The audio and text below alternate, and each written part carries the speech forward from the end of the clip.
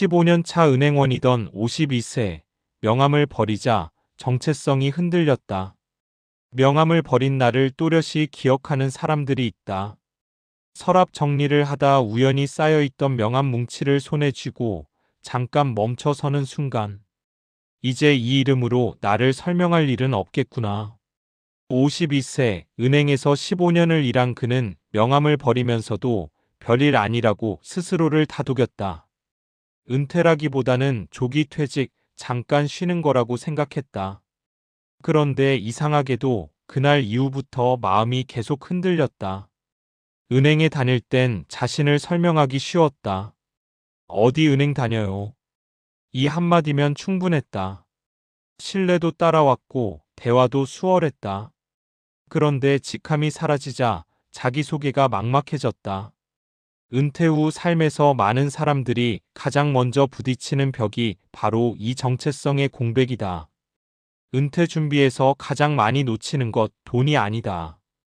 은퇴 준비라고 하면 대부분 연금, 퇴직금, 부동산부터 떠올린다. 물론 중요하다. 하지만 실제 은퇴 후 삶에서 사람을 가장 흔드는 건 돈보다 나는 이제 뭐 하는 사람인가라는 질문이다. 은행원이라는 직업은 특히 정체성과 밀접하다.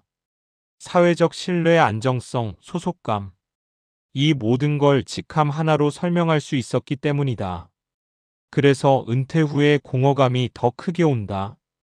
명함을 버렸다는 건 단순히 종이 한 장을 버린 게 아니라 그동안 자신을 지탱하던 설명서를 잃은 느낌에 가깝다. 사례 1. 연금은 충분했는데 하루가 너무 불안했어요. 54세 전직 은행 부지점장. 30년 가까이 은행에 몸담았던 그는 재정적으로는 준비가 잘 된 편이었다. 국민연금, 퇴직연금, 개인연금까지 꼼꼼했다.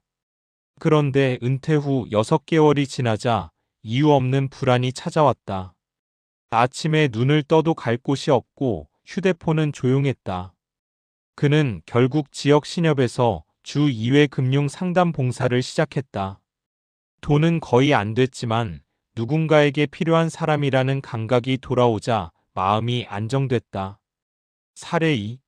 사람 관계가 생각보다 빨리 줄어들더군요. 51세 전직 여신 심사역. 은행을 그만두자 가장 먼저 달라진 건 인간관계였다. 직장 동료들과의 연락은 자연스럽게 줄었고 모임에서도 자신이 할 말이 적어졌다. 그는 한동안 스스로를 고립시켰다. 이후 은퇴자 모임과 금융 독서 모임에 참여하면서 상황이 바뀌었다. 비슷한 고민을 나누는 것만으로도 큰 위로가 됐다고 한다. 사례 3.